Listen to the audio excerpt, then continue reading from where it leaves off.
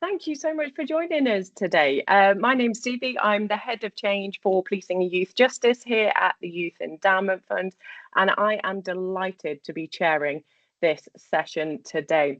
And what a bumper session it is. We are joined by Phil, Bami and Claire from the Centre for Justice Innovation, which is a not-for-profit which seeks to build a justice system which everyone believes is fair and effective.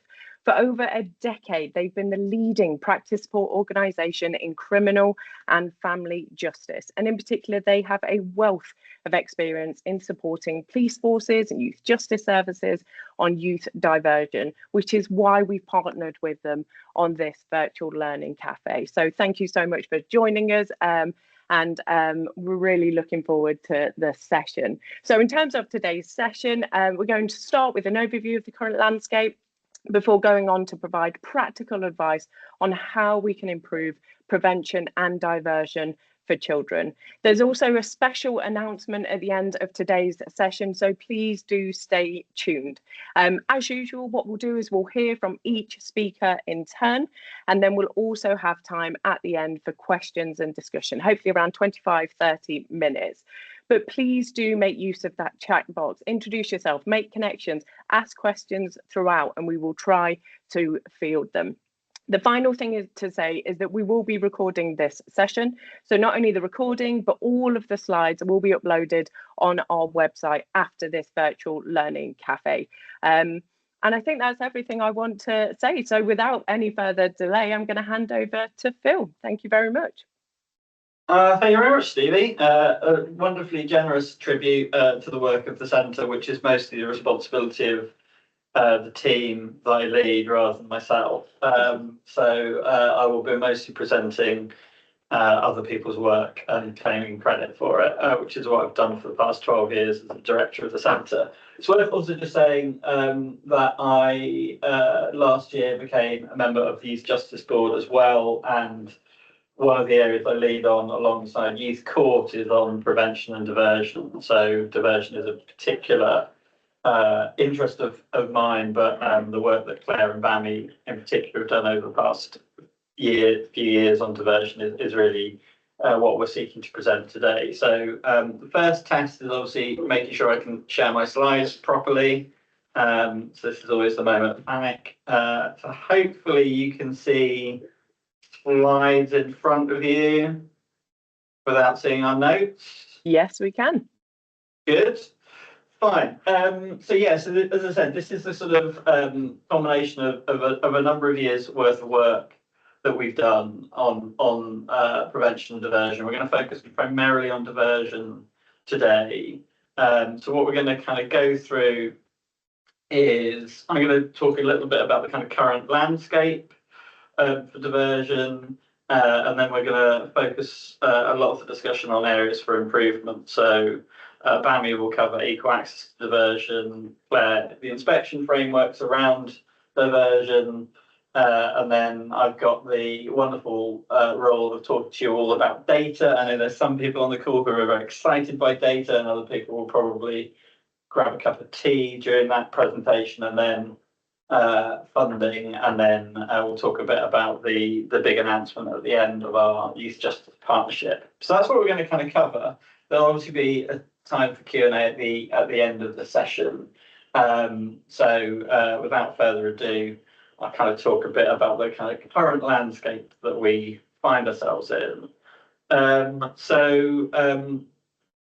The Youth Justice Board kind of came up with some definitions that we at the Centre played a small role in helping shape about what we mean by prevention, what we mean by diversion. So it's just worth us kind of spending just a brief moment talking about those. So prevention is defined by the Youth Justice Board as the support and intervention that we provide to children and potentially their parents and carers when they're displaying behaviours that may indicate underlying needs or vulnerability. And then within that, there's a sort of focus on or a distinction between early and targeted prevention.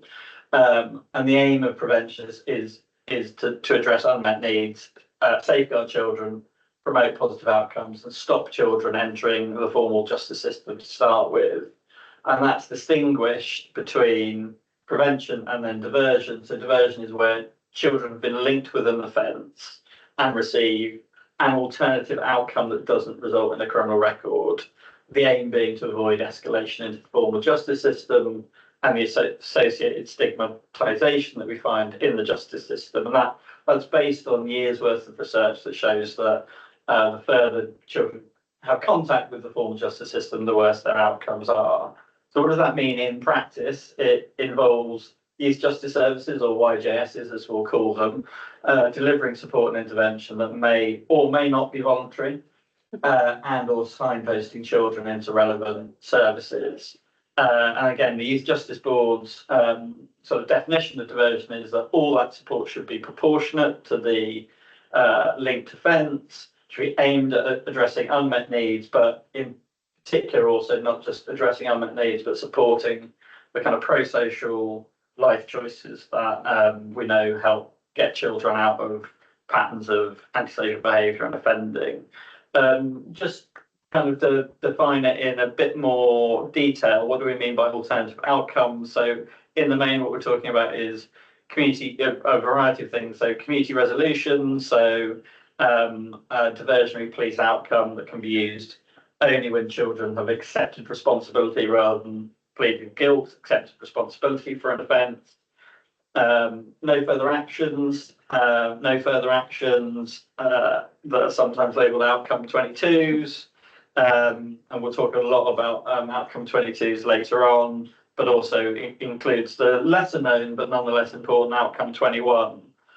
So a diversionary police outcome used when further investigation is not in the public interest, and that can include things like dealing with children who have been linked to offences around things like sexting and that kind of stuff. So that's what we mean by an alternative outcome diversion. So in terms of where the current landscape is, so there's a really interesting report done jointly between the Youth Justice Board, the Association of Yacht Managers, and His Majesty's Inspector of Probation in 2023, looking at prevention and diversion. I'm just going to kind of do a whistle-stop tour of some of the findings, because that will kind of help us brigade what we'll then subsequently talk about in terms of areas of improvement. So what that report found was that youth justice services and indeed the youth justice partnerships were delivering quite a significant amount of prevention and diversion in their work. So in particular, what was highlighted is that on average in England, 52% of YJS's caseloads are prevention and diversion cases. In Wales, it's an even higher figure because of direct funding the Welsh government have given to Welsh YJSs. So it's a big part of what YJSs deliver. In the main, that report also found that YJSs are meeting children's complex needs, providing holistic and bespoke support, and the local data provided in that report sort of suggested that the work that is currently happening down at a local level is supporting reductions in first-time entrant rates and leading to improvement in children's lives. That report also found that YJSs are seeking to minimise stigmatisation in important ways by things like collaborating with wider services, whether that's early help, educational health services, and as a lot of people will know on this call, YJSs are increasingly being integrated into wider children's services anyway. But it's not all the rosy picture, which is kind of what we'll spend quite a lot of the rest of the discussion talking about. So at the time the report came out, it sort of reflected that guidance on prevention diversion was outdated. And that included things like YJB case management guidance, that's been updated, YJS assessments, which I'll come back to later, police gravity matrix, again, that's something that we'll come back to later, and police outcome 22 guidance. So guidance was both contradictory, but also didn't reflect sort of what we know good practice looks like. And that won't probably come as a surprise to many people on the call. What will also not come as a surprise to many people on the call is that funding for prevention and diversion was inconsistent. So often the money that YJSs and wider partnerships had to devote to prevention and diversion was often on a year-to-year basis. and that the demand for their services often outweighed the resources that they had, and that in general there was a sense from the people spoken to in the report that they knew that there were opportunities that were being missed to work with children that came to the attention of the police because of poor information sharing or not consistent information sharing between agencies, and in addition, data difficulties could sometimes impact on the ability of us to provide the right prevention and diversion to the right children. I will come back to data later on. So that was kind of what was found in that report in 2023. And I guess, you know, we shouldn't ignore the fact that we've you probably noticed there's a new government in town.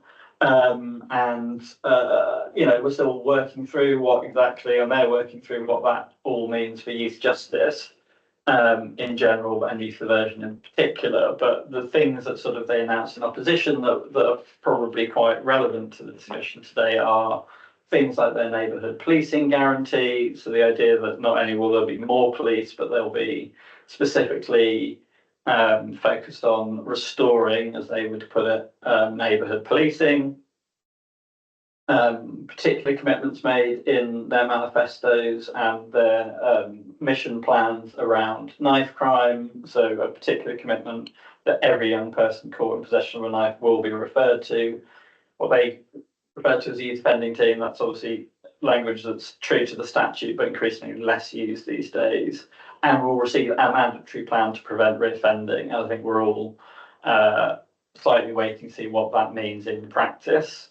The idea of creating new young futures programs and hubs. We think physical spaces where vulnerable children may be able to access mental health support and other types of support to stop them being drawn into offending behaviour. Again, we're sort of awaiting the detail on that. Local prevention partnerships, which will sponsor and fund things like youth workers and mentors and A&E units and pupil referral units. A new criminal offence, which was announced in the King's Speech, or confirmed in the King's Speech, so a new offence of criminal exploitation of children, and certainly strong noises around a new strong national antisocial behaviour plan. And again, we need to know what the detail of that is. I think interestingly, within their manifesto, they announced new respect orders to tackle antisocial behaviour, but that's specifically referenced to only adults. And that the significance of that, again, we wait to see the detail on that. So I guess that poses a number of kind of urgent questions for all of us who care about making sure we have evidence-led prevention and diversion. So if we're going to have extra police officers on the street, if we're going to focus on things like increasing the conviction rate and neighbourhood policing, what will that mean for the contact of children with policing? Will we see things like first-time entrance numbers rise? Are we going to be increasing the net for picking up kids? And in particular, which kids will that be? We've known from sort of past history around commitments like this that has tended to draw children into more contact with the police. And in particular, those children come from particular communities, in particular minoritised and deprived communities. As I've sort of said before, the YJB report that was done with the AYM and HMIP said that diversion practice is varied and inconsistent. That's not a huge surprise in that, partly because that's it's a localised service, but that's also partly been a reflection of police practice. So some forces do use no further action outcome 22, others don't. And I guess the opportunity of a new government might mean that we move towards a more standardised picture of what prevention and diversion looks like. And again, that's a debate that we need to have as to whether we think that's a good thing. So is the variation we currently see a healthy product of localism and different police forces doing different things and better individual decision making, or is it a problem, and how far down the road of standardisation do we want to go? We at the centre would be concerned if standardisation leads to kind of restricting of access to diversion, in particular when we think about the knife crime commitments that Labour have made. We would be very cautious about endorsing anything that suggested that diversion wouldn't be applicable for things like possession of a knife, especially where it's clear that that is the case, where a child is merely carrying a knife in order to protect themselves. So there are a bunch of obviously questions that you'd expect at the start of a new government. So that's the kind of landscape. And then what we're going to do is we're going to kind of go through what we see as the kind of areas of improvement. The first one being equal access to diversion. So I will hand over to Bami, who is Senior Practice Officer here at the Centre for Justice Innovation. Many of you on the call will know Bami. She's been an expert on diversion for us for how many years? 4 years. 4 years. Feels like longer, but in a good way. So she'll hand over to Bami and just let me know when you want me to do your slide. Yeah, thank you.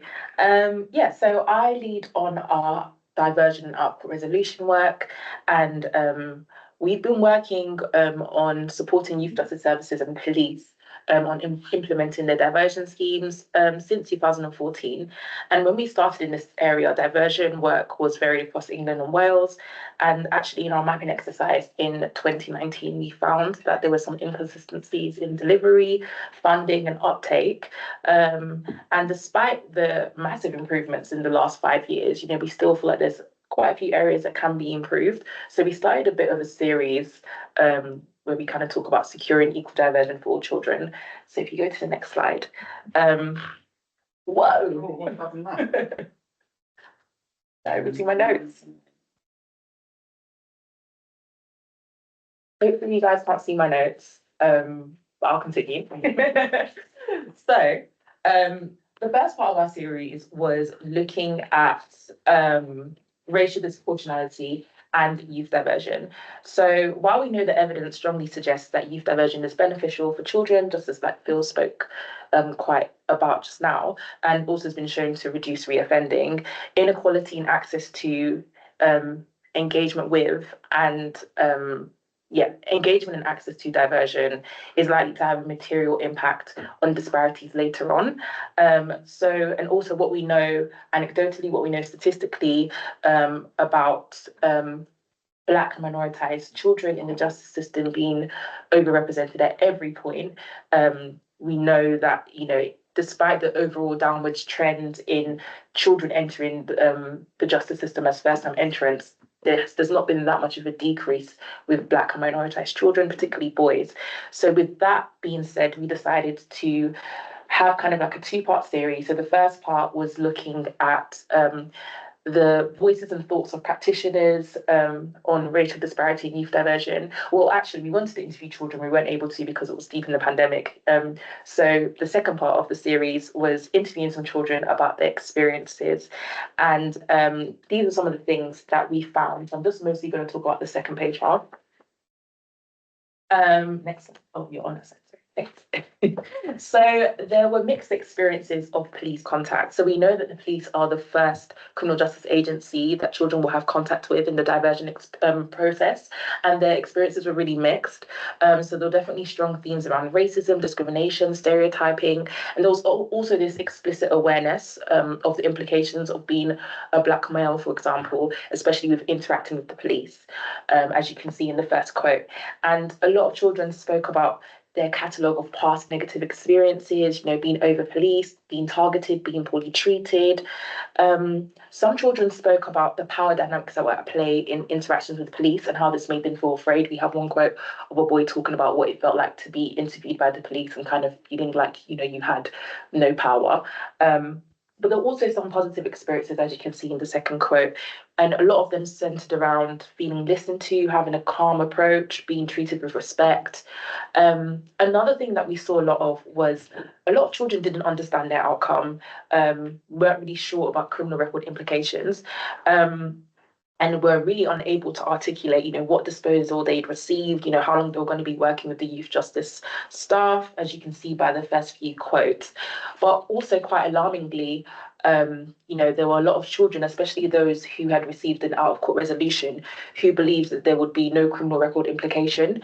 And also they believed that, working with the youth justice service meant that they were going to get time off. And this was also seen in our first research paper where we interviewed practitioners, where there was a real lack of understanding about criminal record implications. And obviously, if practitioners don't have that understanding, we can't expect children to. So, that was definitely an issue that we found. And also just the fact that that meant that children were being involved in the intervention, but quite passively because they didn't really understand what was going on. However, some were able to explain their understanding of the process and the potential consequences, as we've seen in the last quote. Next slide. So many children spoke about having really good relationships with the youth justice service, that youth justice service workers really spent time building trust. But we did receive a lot of poor feedback around interventions, which hindered engagement. Things such as like difficulty with like traveling places, but also just the appropriateness of the intervention. One young boy spoke about being given a knife crime virtual reality session. His case had nothing to do with knife crime. And actually, when we spoke to the practitioners, they actually mentioned that everyone was advised to take part in that session regardless of their case, which is quite worrying. But there was also some examples of really child-centered practice, and a lot of the children kind of mentioned, there was a lot of choice around the intervention, around the planning, which was great. So if you go to the next slide. So these are some of the promising practice principles from the second paper. I've just taken out a few, but if you want to read more, we'll link all of that later. But the first is just providing relevant and accessible information about legal processes and diversion.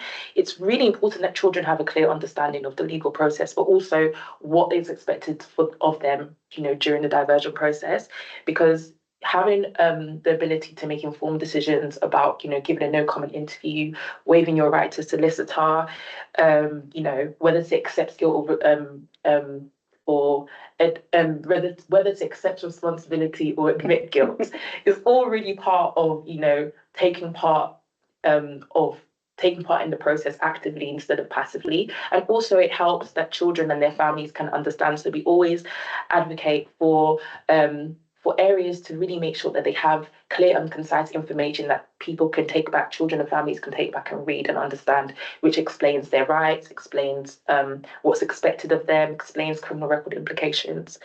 Also, implement effective communication practices. Once again, this just goes back to what children valued, having active listening, a respectful and caring manner, and a non-judgmental approach. And this is for all practitioners that engage with children. And it also ensures better engagement and giving children a voice. And speaking about a voice, co-produced tailored intervention plans with children is really important, so that children are collaborating and agreeing on their interventions so that they can have a sense of ownership over the process as well, which is really important, and making sure that their interest is also linked to embedding them within their community. Another thing is just ensuring that the eligibility criteria and referral routes for diversion do not exacerbate racial disparities. So, we know from the research that people from minoritized backgrounds are less likely to plead guilty at court, less likely to admit an offence. So we need to take this into account when we have criteria such as like admitting guilt, admitting guilt in order to go onto a diversion scheme. We often say, that's not necessary. Or, in some areas as well, we found that some practitioners had really strict criteria for things that they didn't need to have. So, for example, they were requiring an admission of guilt for community resolution, which is not right. You require an acceptance of responsibility. So really being clear on that criteria. But then also things like children having prior records means that they can't access diversion. That's also not great because there's some communities that are over-policed and are more likely to keep coming through. So doing that means that you're going to stopping access for some children who are just being over-policed and are more likely to come through. once again as well, just in kind of in line with that, addressing the risk of adultification, making sure that children aren't unjustly being viewed as having adult capacities and understanding when they don't. So looking at, moving past how they present themselves or how they look, and actually recognizing children for the vulnerabilities and the needs that they might have. So creating safeguards around that. We also talk about, as Bill was going to go into later, so I won't touch on it because, it's very exciting. But, using data to monitor local disparities, and also just looking at how this kind of intersects with, education, looked after children, because we all know those kind of are interlinked. And then just implementing anti-racist and anti-discriminatory practice in your areas, with your services. So we've seen really good practice where areas will work with the local authority, or the Youth Justice Service will work with the local authority to have anti-racist and anti-discriminatory visions and aims across the whole area, and also provide training, provide safeguards, and also empower staff to challenge when colleagues are not following this practice. We also know some areas ask children and their families if they've experienced racism and discrimination, and ask if they want that to be included as part of the intervention to learn more about that. And this is open to all children and families, regardless of their background. So just, we know that, the justice system is systematically racist. It's not going to change overnight, but having these kind of safeguards and being aware of it and being able to challenge is really important. So next I want to go on to our third kind of part of the series, which is looking into how youth diversion is working for children with special educational needs and disabilities. And I just want to note on this terminology before I proceed. We chose to frame our research around special educational needs and disabilities, which I'll refer to as SEND, rather than looking focusing on other overlapping categories such as speech, language, and communication needs, or additional learning needs, as it is in Wales, because of the this project was in response to the government's green paper, which was called the SEND Review: Right Support, Right Place, Right Time. So that term was used, and we kind of followed suit. But then also SEND is often used within the education sector, who are a huge partner in this. Also in the youth justice assessment. So in the new Asset Plus tool, you also see SEND kind of being referred to. So that's what I'm going to use. But when necessary, I'll kind of refer to whatever need it is that I'm speaking about. Next slide. So this kind of sets the context behind SEND in the youth justice system. So I won't read that, but I'll leave that to you guys to read, but just also want to talk about some of the things we found in our literature review. So we found that there was definitely an overlap with SEND, whether identified or not, with children having social or structural disadvantage, so like poverty, trauma, neglect, also, poor physical and mental health, issues of well-being, such as, drugs, alcohol misuse, mental illness. And also, our research also found that a lot of children in the justice system may have mislabeled or unrecognized special educational needs, meaning the prevalence might be much higher than we actually know. So even though these statistics paint a picture, there's a lot that we're not seeing. And so we recognized that this would probably cause unequal access to diversion. So we decided to look into this further by interviewing practitioners, such as police, youth justice staff, specialist workers such as speech and language therapists, education workers, diversion workers, solicitors as well. And we also put out a survey to these practitioners, and then we also interviewed children. And these are some of the things that we found. So just want to talk about the barriers to access that was kind of pointed out by practitioners. So the first is being the prevalence of unidentified SEND, as I just mentioned. A lot of needs go unidentified, therefore they're unaccounted for in decision making, and then therefore unmet during interventions. As you can see, a lot of practitioners are kind of agreeing that they can see a lot of children undiagnosed. Next was a real insistence on an admission of guilt and a display of remorse. Like, police seem to be really wedded to to children displaying remorse. And we found that it's not really required anywhere in legislation and policy for children to have remorse. And also just identifying that children with SEND or children in general might not be able to display remorse the way it's expected. So having that requirement, at assessment stage or during interview can really be detrimental to the child.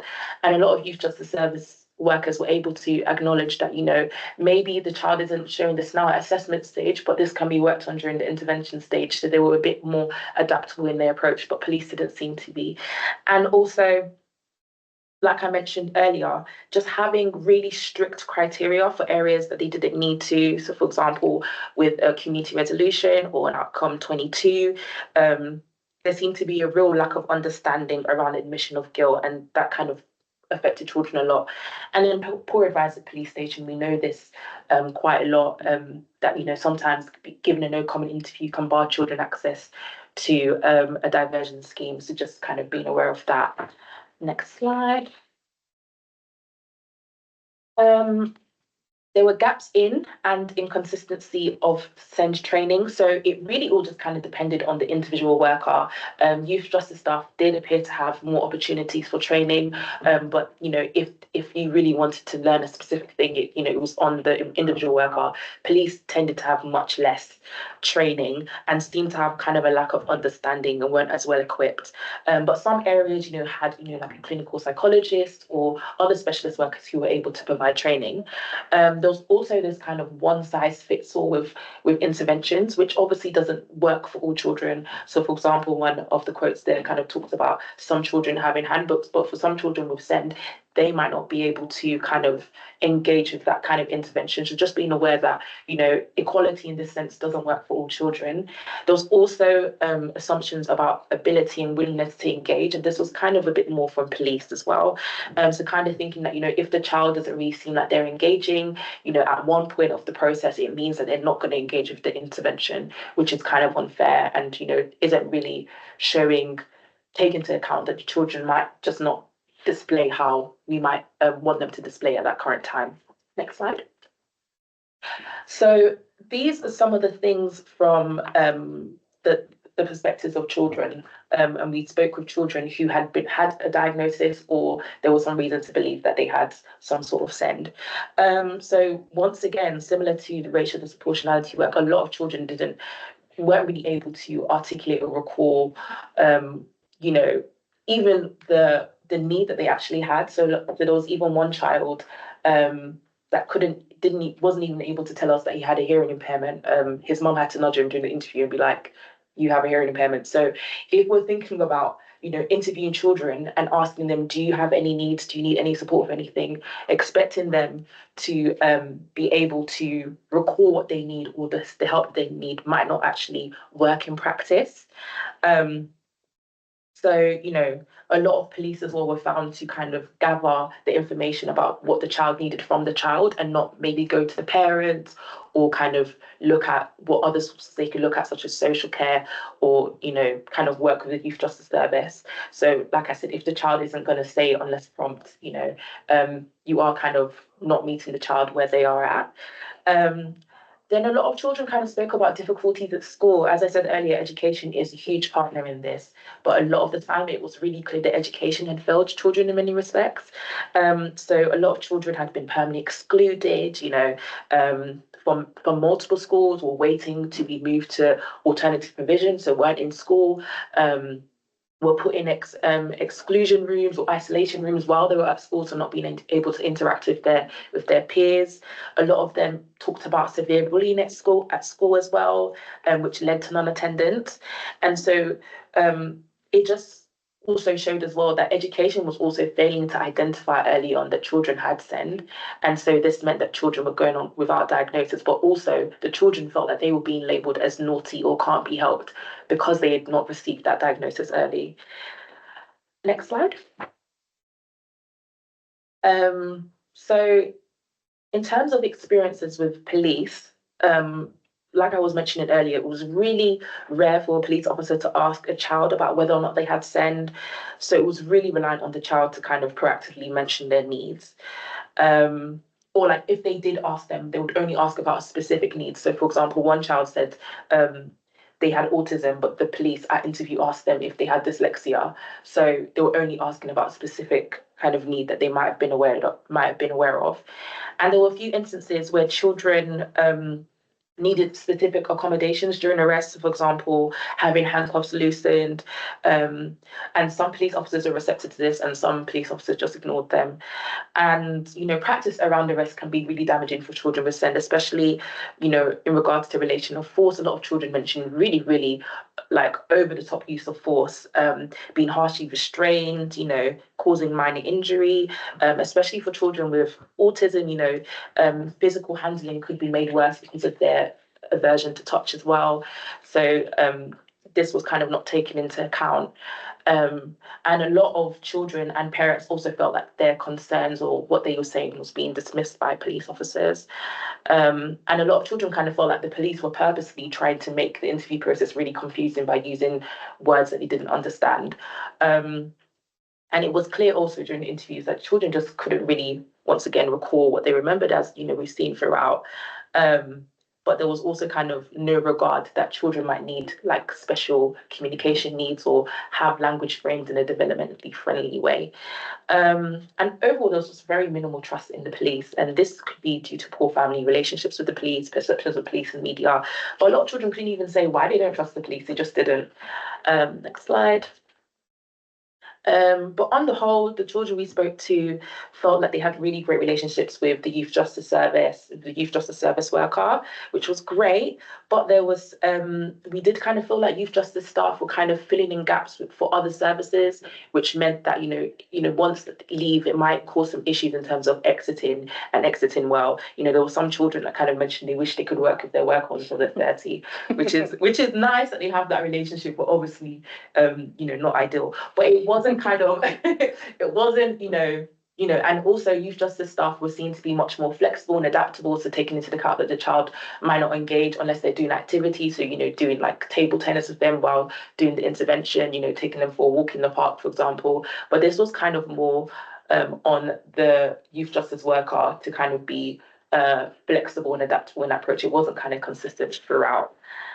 So lastly, just next slide, sorry.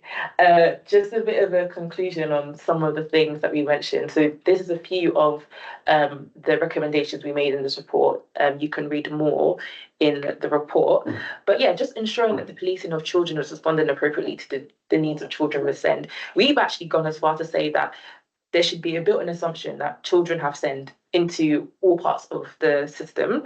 And if it's universally adapted and geared towards children with SEND, then, and you're also accounting for common needs arising from SEND, it will address disproportionality, it will improve experiences for children, and it'll be more in line with a child-first approach. So we always say good practice would be like proactively seeking out SEND diagnosis from relevant parties, and also making sure that certain things are developed with like a child-friendly understanding of like maturity and developmental needs. Once again, provide clarity on requirements regarding admission of guilt and acceptance of responsibility and remorse. Figure out why it is you might be so wedded to remorse and remove it so that children are able to access diversion, but also provide better training for solicitors, for police, working with specialist workers to provide training, because we know that, sometimes you're not able to continuously have training, funding might not be there. There's also high staff turnover to kind of take into account. We've also kind of spoken about just good practice, sharing good practice and interventions. A lot of areas work in silos, so just being able to kind of share that. These kind of events are great for doing that kind of thing as well. And also just expanding Youth Justice Services diversion processes to include co-location of speech and language therapists, and also balance joint decision-making panels. This might be kind of like a dream thing, but we do think, the areas that did have this kind of co-located, it was just better information sharing, better outcomes for the child. Also, everyone was kind of on board and knowing what to do next for the child, and the child's voice was also included in this as well. So we definitely think that's one of the important things. And yeah, next slide is just the reports, because we'll send around these presentations. Yeah, you can also sign up to our quarterly bulletin, which we put out reports in regularly, but I'll talk a bit about that later. Thank you. Thanks, Bammy. So now we have Claire Ely, who's the head of criminal justice practice at the centre, talking to you about inspection framework. So over to you, Claire. Thank you, Phil, and that was really great. Thank you. There might be a slight groan that I'm going to talk about inspection frameworks, but I know because they can be quite tough when you're being inspected. I know that from my previous roles, but I think they play a really important part in ensuring that the organisations and bodies that deliver the justice system, delivering the criminal justice system, are monitored and scrutinised, and particularly, a number of those things that Bami was raising in her presentations would come out from those inspections. So for this part of the presentation, it's not very long, it's only going to be about 10 minutes. I'm going to talk about two bodies that inspect diversion, out-of-court resolutions, disposals, and prevention. And so they are HMIP, His Majesty's Inspection of Probation, and His Majesty's Inspectorate of Constabulary and Fire Rescue Services, HMIC FRS. I'm going to call them HMIC because we'll be here all day if I have to do the acronym every time. So I'm going to look at those two. We did hope to also include Ofsted in this as well, because obviously their role, looking, and particularly their important role with what Bami was just saying, but it didn't quite work out in the sort of timings for the research. But obviously they play an important role in assessing the sort of social services, child protection part of the work that youth justice services and police undertake as well. So these bodies play an important role in ensuring that youth justice services and the police are working with children in a safe and effective way. However, there's considerable differences in the standards, the frameworks, the data collection.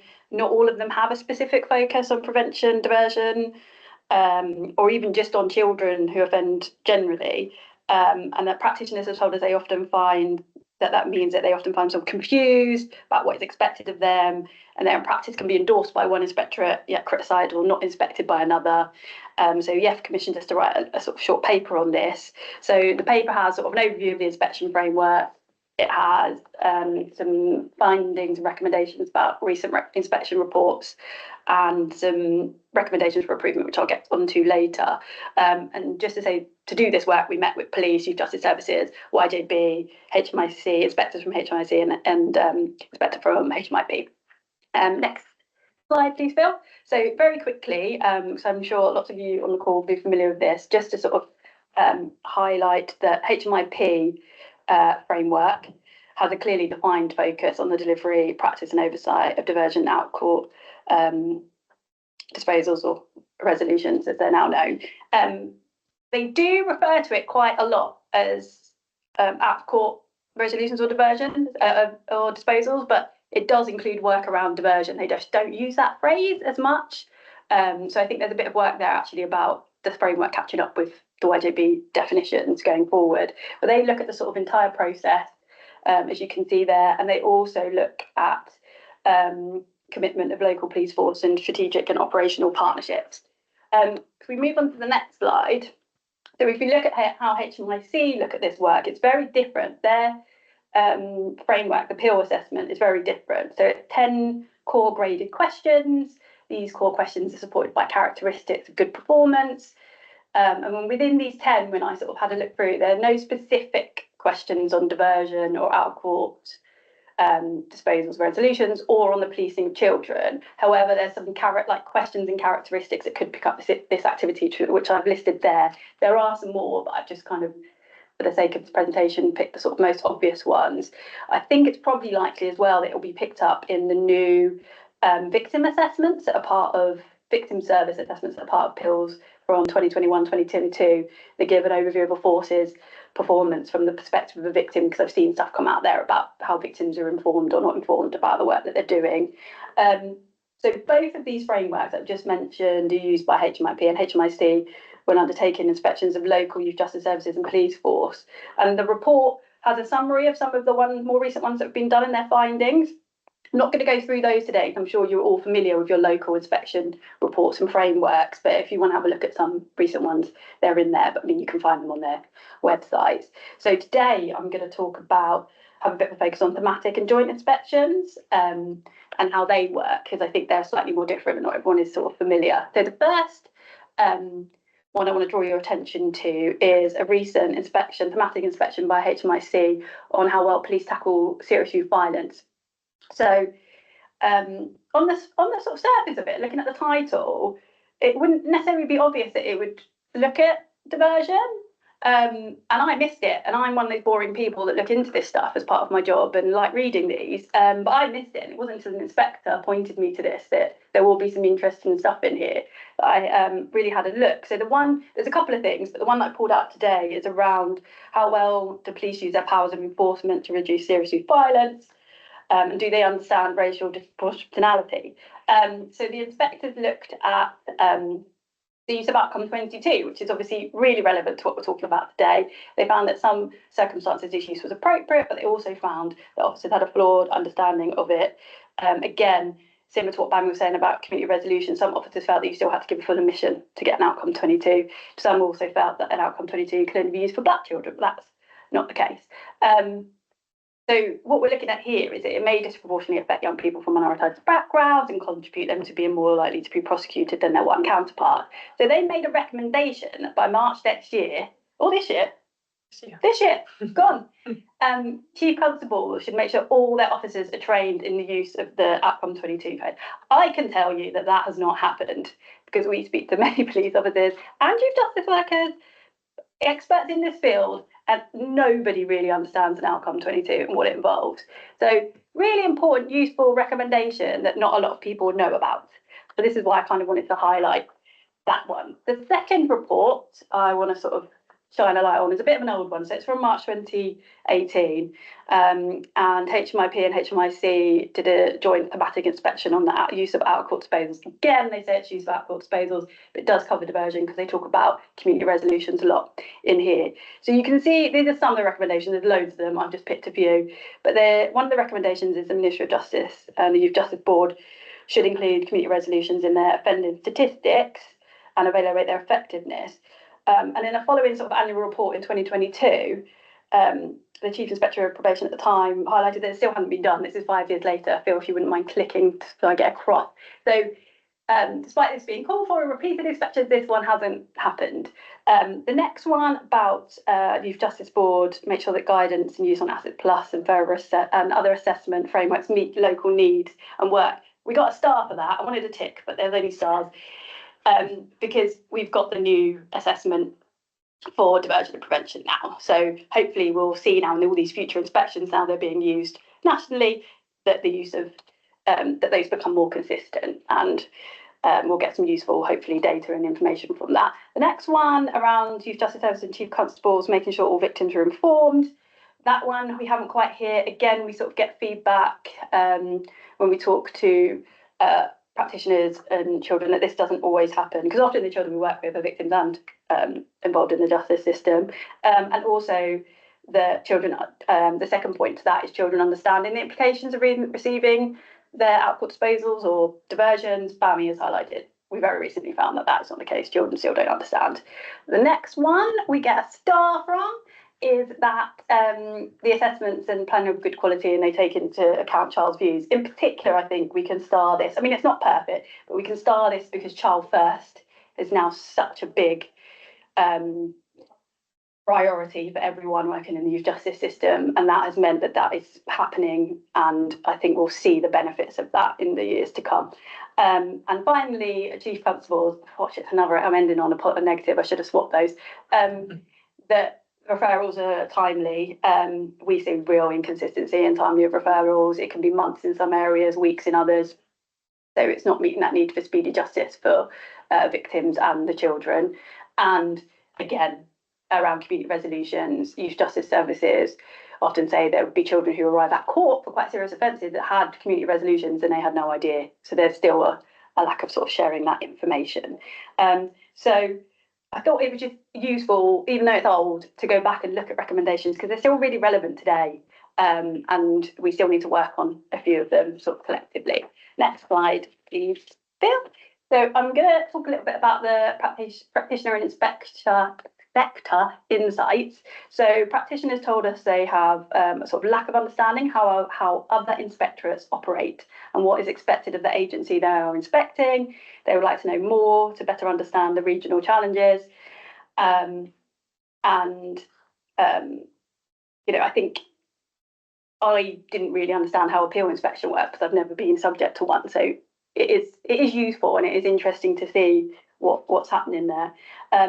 Practitioners reported that they typically only responded to recommendations made by their inspectorate for their organisation. So if it's written about them, it's about their youth justice service, or it's about their police force, they'll take notice. But if it's one in a thematic report that's kind of for everyone, people don't tend to take notice, and it's not sort of followed up. Linked to the above, effective partnership working is inspected by each inspectorate, but doesn't tend to be real specific about what they are, and there doesn't seem to be a clear process of how that's followed up. And we heard a lot that youth justice police officers felt that their work around this area wasn't captured in peer assessments, whereas it was captured in youth justice services, that they didn't really have an opportunity to look at their work from a sort of independent nature.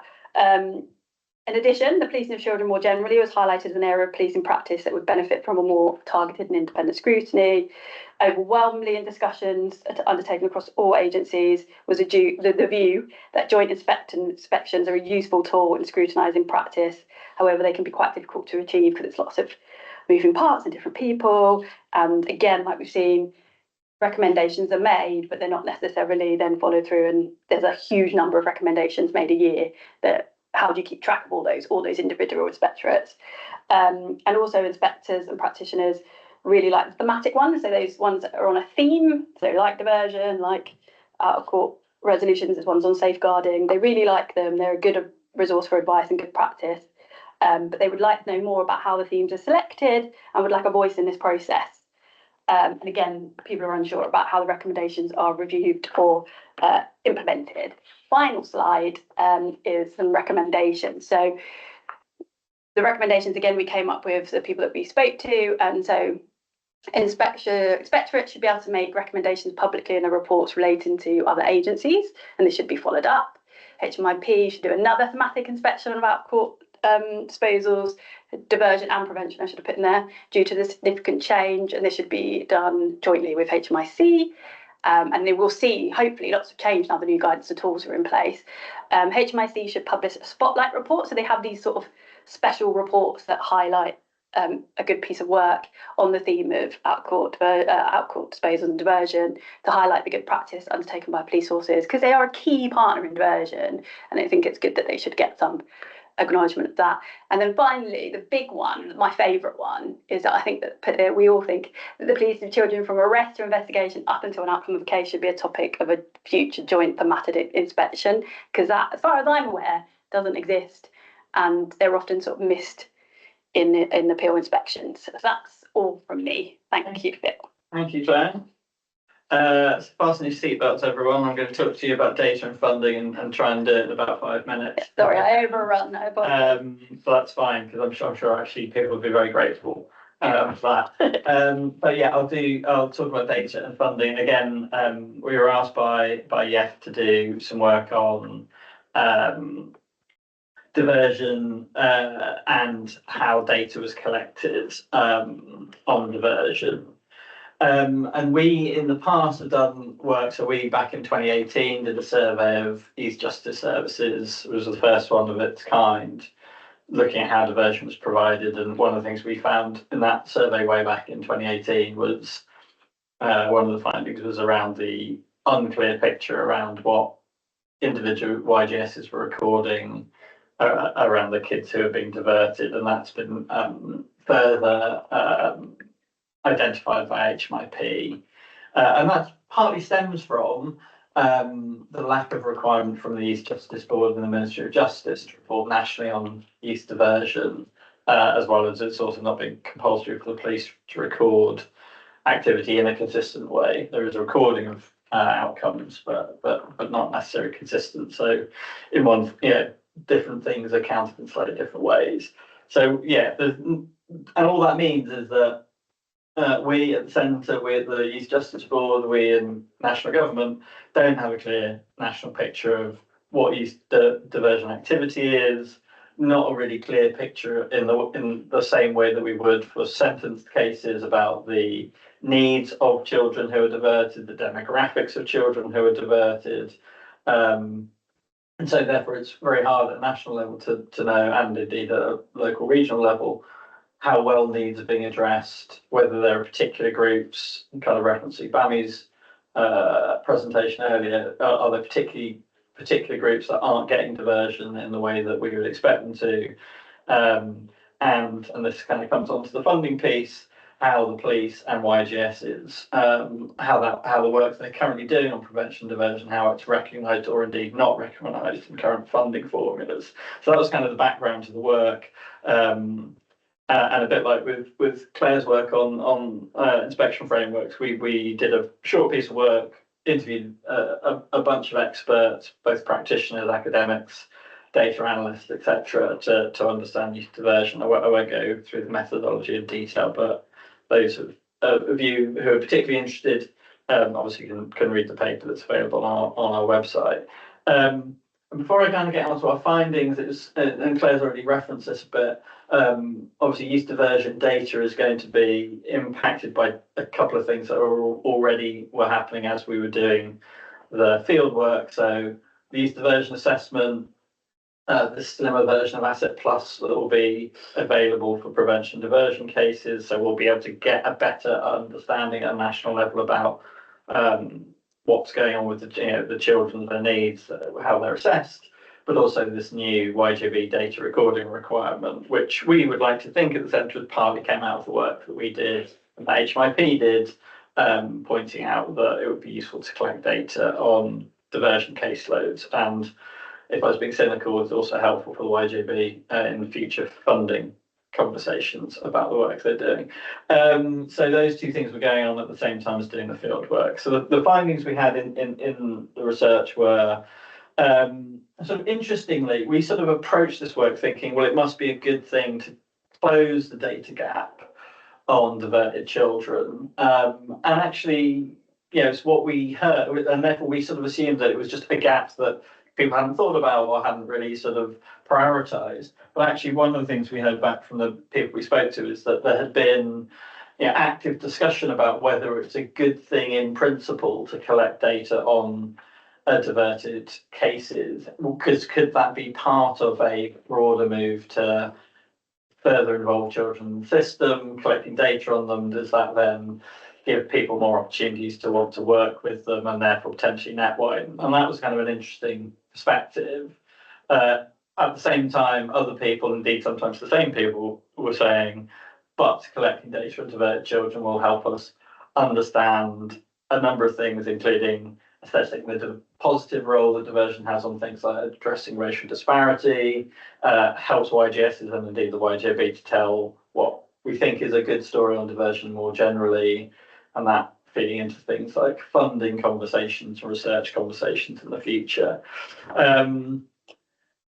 We found sort of, again, positively, the data transmission between the police and YJSs is relatively routine, apart from when police are stopping people on the street for on-the-spot community resolutions. So in some places that data is shared with YJSs, but not in all places. But generally the kind of levels of transmission of data between police and YJSs was relatively good.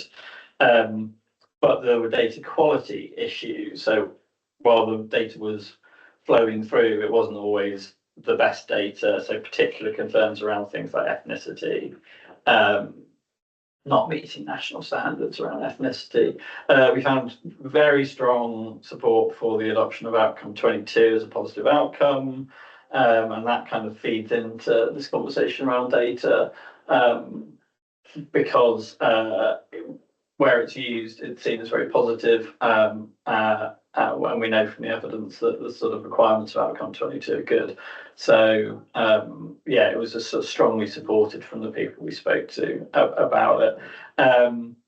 When we asked people about the sort of the changes that YJB are already making to the youth diversion data set, people generally thought this is positive, it's going to help us build the national picture, but there were continuing concerns about that it wouldn't be this perfect data set. There are continuing concerns about things like the length of the proposed Asset Plus assessment tool, but generally people were very positive.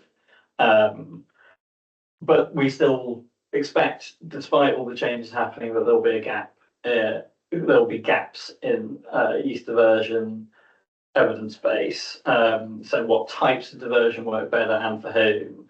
But hopefully better collection of data on youth diversion will help us target those gaps more accurately and open up the possibility of new research in those areas.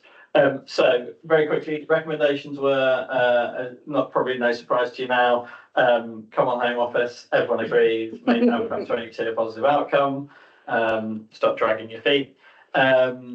Police should inform their local YJSs as a kind of standard of NECRs given on the street, or just NECRs generally, but including those ones that happen on the street, just because that will help improve the flow of information about children at risk. And it's a recommendation for you need to fund more research, which is, I'm sure, something that you're happy to do anyway. So what does that mean for funding? I think it's just worth saying very quickly that the current funding regime for YJSs in particular doesn't really make provision for the fact that 52% of their caseload is diversion cases. There's no direct funding for youth diversion activity. So often YJSs are bringing together different bits of local pots to make sure that works, and the funding formulas for the grants that come down from national government don't reflect the caseload of diversion cases. So generally you just get this kind of changeable and short-term funding picture. And because of the data, it's hard to demonstrate what's currently being done. And at the moment, as you can expect, especially for youth justice services housed in local authorities, there are just wide financial pressures on YJSs.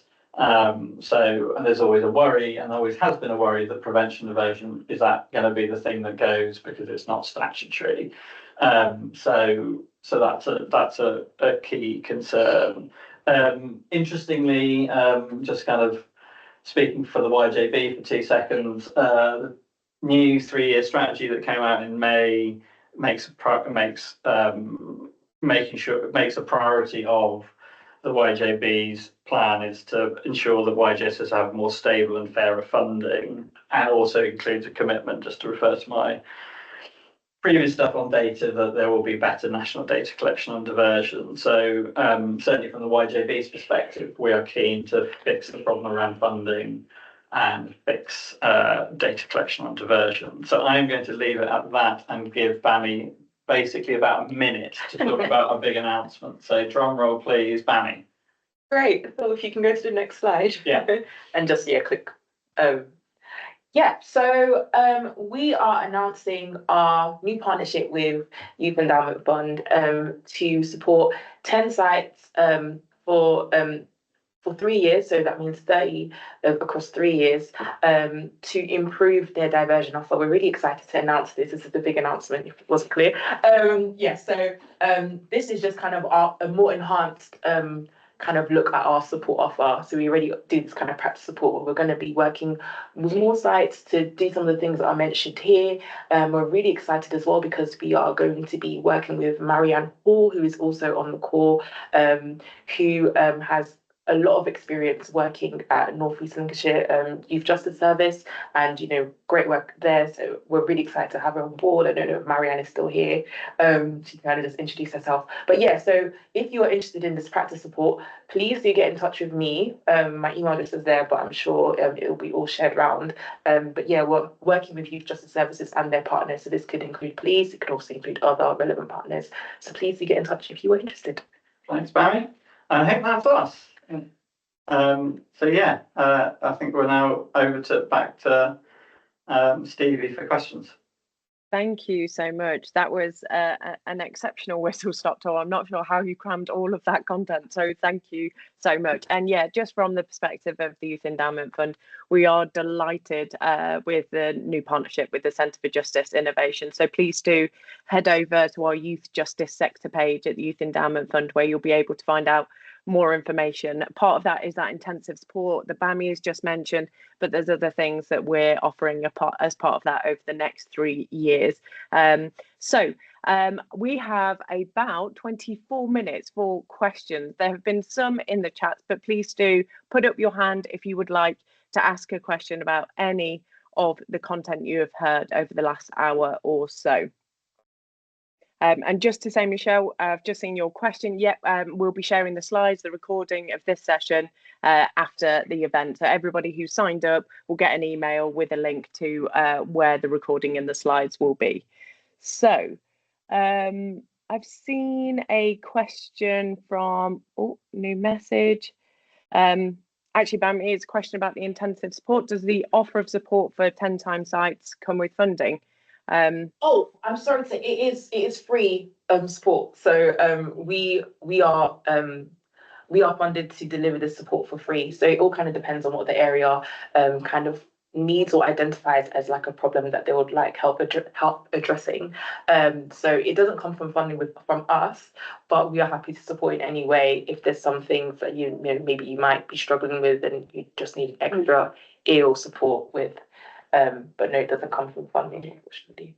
But we can support you to get funding. We're quite good at fundraising, and we have helped other areas source funding. So if that is something you need support with, we can provide that. But we haven't got like cash to give you as much as we would love that. But there are things that we can definitely help you with to access money. Like the NHS, free at the point of use. Simon's got his hand up. So I'm just waiting for my cameras. Come on, hope you can hear me. So Simon Holdick, I'm the Devon Cornwall Police Youth Justice Inspector, doing a massive piece of work at the moment around kind of fundamentally reframing the whole kind of youth justice and diversion offer. And I have to say, the Centre for Justice Innovation stuff has been an absolute goldmine. You know, the stuff that Bami and colleagues have worked on is brilliant, and we are trying to embrace all of that, everything we discussed today. My question or the point really was around outcome 22. So that HMIC or that recommendation around forces. It's a really tricky one. The MPCC guidance around outcome 22 is really quite wishy-washy, and it leaves space for some quite inappropriate use of the outcome if not carefully kind of managed by police forces. Now we're one police force because we've got a deferred prosecution scheme for adults currently in Devon. We've been engaging with the Home Office quite a lot around. They're doing obviously a systemic fundamental review of outcome 22. I'm just wondering, I appreciate you guys are probably linked into it, but obviously at the moment, so we've been quite fortunate. We've seen the direction of travel for where the Home Office are going to take outcome 22. Most forces haven't, and it is going to be a much more possibly much more restricted and carefully managed outcome, which is a good thing, by the way. I'm just wondering if you guys have been linked into that. Have you seen it? Because at the moment we've not got any indication from the Home Office when they might be releasing the new guidance, although there's a lot of work gone into it. So it's really about that. Are you aware of it, and hopefully you're influencing it?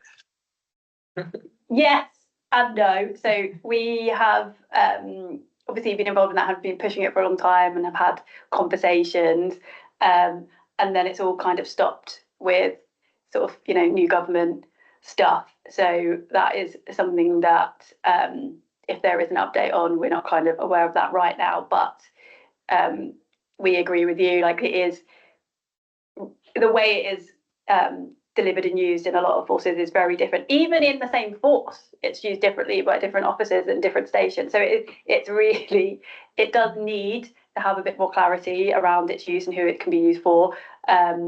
So we are hopeful that the Home Office review will fix or help that stuff. But I still think alongside that, it's not just making it easier to use. We still need to train everyone on its use, because even if they put that out, people will still think it's the old one. We still have it now where people confuse. I mean, CRs have been around forever. People still don't use CRs necessarily correctly either or understand them. So it's a constant training need for everyone that's involved in this work. No, I agree. I think one of the tricky bits of policing is So there's no evidential threshold for an explicit evidential threshold for using outcome 22. So the risk of a perverse outcome, i.e., you could actually use it in lieu of a straightforward evidential NFA, where actually there isn't sufficient proof to link a child to the offence, and that can create a really perverse outcome. So so it's something obviously we as a force are looking at. But I think what you will see from police forces is a reluctance maybe to train officers until they're sure that the guidance is good enough to keep it a sensible outcome that's used sensibly. Certainly in our force, we'd be saying actually specialist teams will be the people who apply it at the moment, because we want to kind of keep the lid on it and for it not to break out, if that makes sense. Yeah, definitely. And I think we're probably going to do our next virtual learning cafe on the subject of outcome 22, because it is so it's a popular issue, and we're hoping that by the time we do it, the Home Office will put the stuff out. But thank you for your question, Tyra. It was really useful. Thank you. Hand over to Desmond. Yes, can you hear me? We can. Okay, so yes, I'm Desmond Scott, and I'm from St. Giles Trust. You know, we have partnership with YF. We're so delighted to be a part of your program. My question have to do with your diversionary approach and how that deals with the material needs of some of these young people. So the early intervention program, which we work in the school, we support these young people, and they come with different risk exposure. So some are low risk, you know, maybe just attraction or minor involvement, but then you have some that are, you know, borderline entrenched into gang and criminal exploitation activities. Those ones that are involved, basically they are entrenched or accepting the gang activity as a viable way to find status and respect and material needs. Those ones, it's very difficult to get them to use information and tools to help them to understand. Just, you know, the awareness program is not suffice for them. So my question have to do with apprenticeship starts. How do we get access to apprenticeship start for this group of young people? Because they listen to us, they engage with us, they really love to know that they have a safe place that they can come and express themselves. But at the end of the day, 90% of their exposure is based upon their need, poverty that they're living in, the need for material thing, simple as even breakfast to come to school. So how do we deal with that? What approach YF think we could be doing, or they're doing, or something? I don't know if I'm making sense. No, you're definitely making sense. I think it's a great question. I definitely think that, well, if a criminal threshold has been met, so the child has committed an offence and they are referred to youth justice service. A lot of youth justice services are really great at assessing the needs of the child and actually recognising as well when maybe they're not the best suited agency to work with the child, if maybe they have other agency involvement, or maybe, like you've mentioned, they might just need support getting a job or getting back into education, or getting a traineeship or whatever it might be.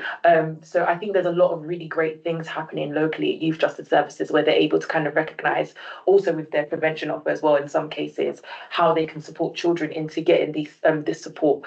Because a lot of the time the offending, as you've kind of alluded to, the offending behaviour or the crimes being committed is due to like another issue. It's due to them, living in poverty. It's due to them not having access to certain things that can address their need. So a lot of the time, we really want to make sure that we're not unnecessarily criminalising children just to help them, but actually referring them to the right things that can also help them become more embedded in their community. So like you've said, apprenticeships. I can't give like an exact way of actually making sure that children are accessing apprenticeships if they need it, but I do know that is happening locally. A lot of really great work in terms of recognising and supporting children with that process, helping them with the application.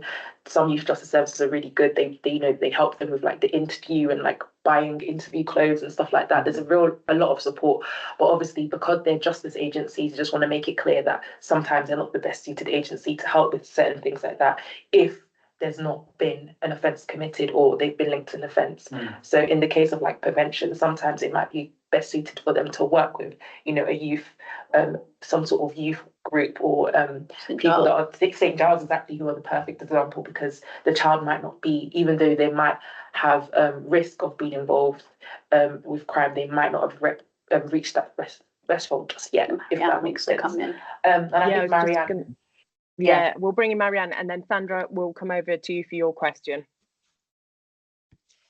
Yeah, really, Desmond. All I was going to say is, in my experience, in a change of practice following being supported previously with Centre for Justice, is really understanding that child's needs, but what's missing out of their life. So there'd be those areas of human dignity which we all try and achieve, and most of the time, it's when that young person isn't gaining that. It might be that they have a lack of attachment, or that they aren't linked to anything in the community, or they don't see themselves, they don't see their position in society. So when somebody gets referred to diversion, we would look at who's the best agency, who's already involved, and we would make sure it's really specific to what they're trying to communicate through their behaviour. And I know that's a kind of really broad answer to something that's quite detailed, but when you say awareness programs and that, that's part of it, but it's really understanding their needs and what needs aren't being met in that child's life. Yeah. Thank you so very much, and that makes sense. Yeah, thank you for the question, Desmond. Sandra, over to you. Hello, a question about a recent article in the Times related to, or I think what are being called positive outcomes that give a score on some kind of targets that police are that they get their action is counted as an intervention. In the Times, they were saying that police attending suicide, and again, there's no information about children or adults whatsoever, it's such a closed area, are giving ASBOs or fines after attending attempted suicide. I'm raising the question here, knowing it's going slightly off at a tangent, but I do think it's so important that people are aware that this is happening, and if there's anything that the Home Office, if you can do anything to persuade the Home Office to shift the dial on their counting of outcomes in terms of meeting targets, then that would be extremely helpful, please. Yeah, I mean, I haven't read that article, and so I don't know if that's referring to things like police decision-making tools like gravity matrices, which we've been involved in. No, it's about attending attempted suicide attempts. I mean, I don't really have it's not something I know detail about, so I would just leave it as a comment. And I don't really have it. We'll have to have a look at it before we can. But I think in relation to this kind of what we're doing, obviously we recognise that outcome 22, a lot of forces aren't using it at the moment because it's not seen as a positive outcome. So that's something that we've had talks with the Home Office about, just because we know that, the benefit of that. So I think if forces are inappropriately using certain things in order to close cases, in order to have a positive outcome, obviously that's something that needs to be improved with maybe better training and better understanding of closing cases. But yeah, I've not come across this this report either. But yeah, definitely the talks we've had in relation to positive outcomes have related more to outcome 22. So yeah, we're hopeful that that can definitely be changed in the future. Thank you very much for raising it, Sandra. I'm going to come on to Victoria. You've got your hand raised and we can see you. Thank you. Morning, everybody. I was just wondering, it's really interesting listening to you. I've really enjoyed this morning. But I was just wondering, kind of throughout your research and your findings, what considerations have been given to victims and restorative practice? Good question. Do you want to talk about the work that we have done and will be doing on RJ and victims? Yeah, I mean, so it's an area that we want to have a lot more focus on. And I think what has always been tricky when we're looking at diversion and out-court resolution is when we're looking at RJ in particular, you need quite a lot of time and space to do that, to prepare both the victim and the child. And diversion is over quite quickly. So it shouldn't go on for very long. So embedding it so it is still effective and having an impact, we find that some youth justice services have struggled with. But that's not to say there aren't also some really good examples. So it's definitely an area, Victoria, that we're going to look to shine a bit of a light on as part of this sort of youth justice partnership and our future events. What we also talk about a lot is how, most of the children as well that are going through have also been victims themselves. And that's when we're looking at them as a child first approach, we need to really remember that.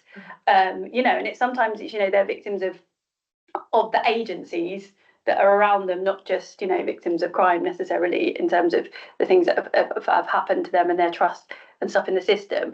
But there's a real issue with if the public doesn't trust and victims don't trust diversion and see it as an easy, soft on crime approach, it's not going to have the trust and the confidence. It's not going to be delivered in the way that we like. And so we don't want to go too far that we make it really tough and end up with it, the ASBO stuff that happened. But also we do need to acknowledge that someone has been harmed, and we're working with that child in a child-friendly way and in child-first way to address those risks and those needs so that the public are protected, that everyone is safe. And I think sometimes when we do it, we get so caught up in the fact that we're supporting the children that are going through the sort of system, we forget to mention the sort of victim part of it. And it is something we need to sort of improve and get better at. But it's just sort of saying that, like, this is one of the best crime control approaches and reductions of harm and improvements for victims that exist for children who start at the justice system. It's not just a nice thing to have. It does have a huge impact on future victims in society. So we can't forget that. And there's been a huge reduction in first time entrance and all that sort of stuff. I think the other thing that I want to just add, and I saw Marianne's hand up, is the good practice of youth justice services and police, just purely in information provision. So often what victims want is just knowledge that something's happened, that a crime was committed, someone's has accepted responsibility for it, and that something's happened. And the system, and this isn't a comment at all about YJSs or the police, but the system is just not very good at data provision and feedback loops. We're really bad at it, and it's partly about the way that data systems are set up. So I know there is good practice out there which makes sure that happens more often than not. But I think it continues to be an issue, and it's not just an issue for diversion; it's an issue for sentencing cases. So Victoria, do you want to come back in, and then I'll come over to Marianne? Yeah, I think it's one of the, I suppose, you could talk about these things for hours, couldn't you? But I think it's that difference for me between what's restorative justice and what's restorative practice. And, we sort of, I work in Wigan, and, we have a number of victims that are actually parents, siblings, friends, people in, that they know.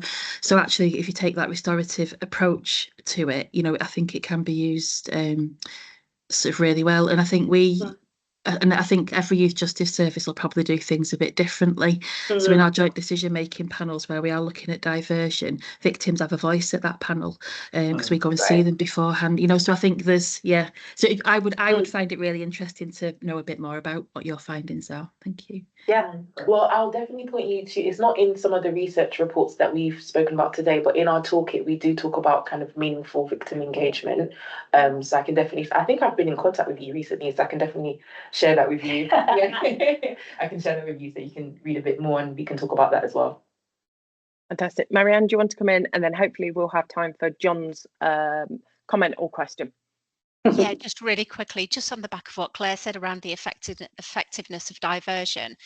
I was leading a team for 7 years and really specialising in this area. I looked back for 2.5 years of all of the out-court disposals and the effectiveness, and I tracked every single one of those children and whether they'd come back in the system, and it was 45% success rate. Following this change of practice and using diversion in a really effective way, it was a very, very stable 85%, and that was for good 5 years that it was stable for. So diversion definitely works if you do it correctly. Yeah, with that note, just to say as well, we are currently, the Youth Endowment Fund are currently scoping out the feasibility of doing an evaluation of restorative justice and deferred prosecution. So hopefully in the coming months, once we've got those scoping reports back of is it possible to evaluate, we'll hopefully be able to update you with more information. John, I'll come to you. Hi, yeah, thanks for that. I'm just going to respond to the last point. Similarly, we've been tracking all out-of-court diversions for something like 4 years in terms of their reoffending rates, and we can look at them individually within Torbay, and they are the most successful outcomes in terms of children not coming back into the system without a shadow of a doubt. So I thoroughly support the last comment. I was just going to ask a question. This follows on from Simon, who came on first of all. So I'm in Torbay. He covers the whole of Devon and Cornwall Police. The offer of, we've just been exchanging emails with each other saying, actually, we'd quite like to be involved. But in terms of that offer, would that, I mean, we are 4 YJSs within one police area. Would that cover? We've just done a huge amount of work which Simon's been leading on about reshaping our whole out-of-court disposal arena with a child first pathway that we're in the process of going through. Would that offer support be for police areas or single YJS areas when you say times 10? We'd like to go for the police area if that's available, and we will be knocking on your door. It would cover the YJS areas, but we do kind of point out that, because it's across 3 years, even if we're not able to work with all the youth justice areas, that can be followed on into the following year. So for example, if we worked with maybe 2 this year, but then also we will support areas if maybe they want to have a more coordinated response for diversion, and that's kind of the police force that want to kind of lead on that and then kind of work with all the agencies. But if it's like specific kind of intensive support that each youth justice service wants, we will have to kind of count all 4. But if you just wanted like an overall kind of response, then we could support with that, if that makes sense. Yeah. No, I mean, certainly that is our plan, and it was one of the prime drivers of the big review that we've been doing across the police force areas is the inconsistency between different youth justice services. That postcode lottery that was going on. And some of that was around resources, but it was clearly about interpretation of national guidelines as well. So Thank you very much, John. Please do get in touch. Anybody else who's interested, get in touch with BAMI and team to find out more about the various levels of support offer that they can provide. Very conscious of time. We've got 1 minute. I'll hand over to Mikkel, please, for your question or comment. It was just a quick question.